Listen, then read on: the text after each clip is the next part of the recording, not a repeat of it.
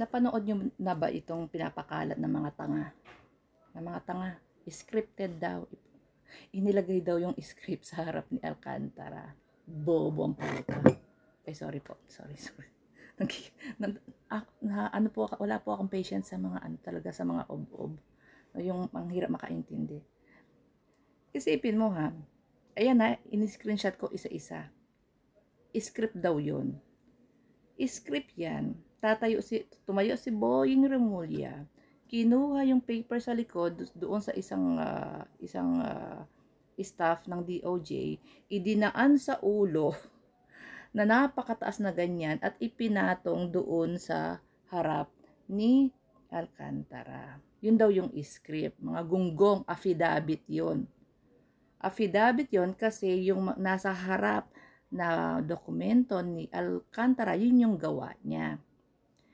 Yung pong affidavit, yun po yung official na statement niya. Kaya inilagay doon para walang dagdag, walang bawas. Kasi yun po yung official statement niya, affidavit.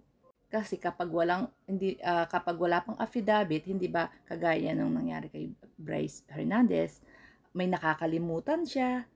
Meron po siya nakakalimutan, tapos maaalala niya yung affidavit na mismong ginawa niya sa harap ng DOJ, yun yung ibinigay sa kanya para yun na lang ang babasahin niya kasi yun, kumpleto po yun. Ganun yun, mga gunggong. Tapos question ninyo, bakit nasa tabi ni DOJ? Kasi yung hearing po na yun is para kay Alcantara, hindi sa mga diskaya na pinipilit ni Marcolecta. Yung po, yung paglalahad na ano na siya, after ng DOJ, yun na yung affidavit niya.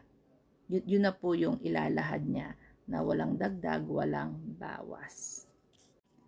At yun po ay pirmado. Kaya nasa tabi siya ng DOJ kasi sila po yung mga witnesses. Nung ginawa niya yung affidavit na yan at pinirmahan niya, mga gunggong, dechi kayo. Magpo-post kayo ng video, gagawa pa kayo ng fake news. Ang hirap niyo makaintindi.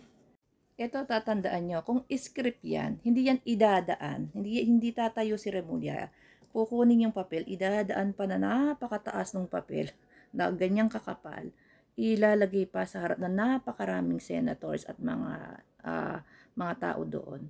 Kung script yan, idadaan yan pailalim, sa hita, sa ilalim ng lamesa, patago. Napakahina ng pag-iisip nyo, no? Gagawa ka ng kalokohan. Kaliwat kanan ang mga kamera, ang mga reporters, nakapalibot ka ng mga tao, ng mga officials, ng mga senators, tapos gagawa ka ng ganon. Ilaladlad mo yung script mula sa likod, kukunin mo sa likod hanggang pataas, dadaan sa ulo, kakapal-kapal, ilalagay mo sa harap na ganon, script. Yun ang script.